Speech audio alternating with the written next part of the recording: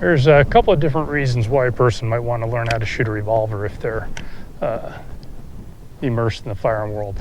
Number one is for the sort of hobbyist shooter. There's a lot of really cool revolvers out there, and it's a good skill to learn. For the competitive shooter, two things come to mind. Number one, if you work with a double action revolver similar to this, first of all, they're fun to compete with, and you'll find yourself in a very interesting group of competitors in a much smaller pool. But number two is if you can master the trigger press on this, then the trigger press on your 2011 or your tuned up CZ or whatever you're shooting becomes a lot easier.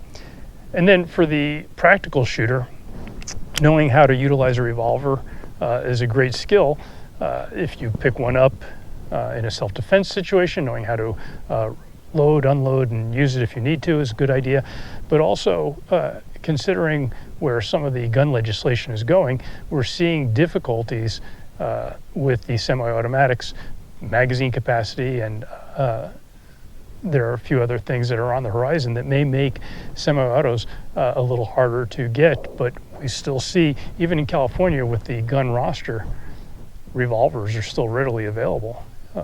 And so for the self-defense shooter, knowing how to utilize one of these and shoot one makes a lot of sense. Let's take a look at the trigger press on a revolver. So on a revolver like this, we've got three basic trigger presses. One trigger press is essentially the single action. We thumb cock the hammer, and we've got that really nice, light, crisp trigger press. This is great for competitive shooting if you're shooting bullseye, and it's also really nice if you have the time to take a precise shot. The second option is essentially what we'll call staging the trigger, where I'm going to achieve essentially the same thing. By pulling the hammer back, I get it almost to the end, and then that last little press releases the hammer. So I can stage the hammer, pull the hammer back, and that last little bit. And then the last and final trigger press is just a constant trigger press pulling straight through in the double action mode.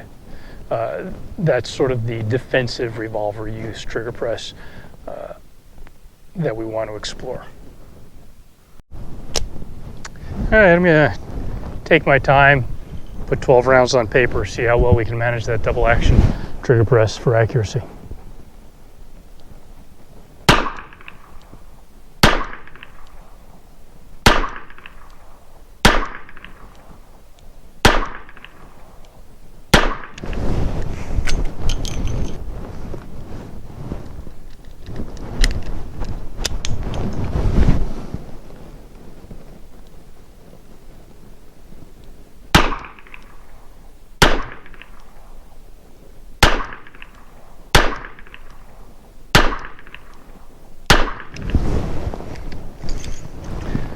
Well, outside of needing a calendar to time that, it's not bad. Let's go see what the shot group looks like. All right, not terribly far away. We're at 7 yards. It's not a bad shot group. Once you get used to that double action trigger press, it's not difficult to manage.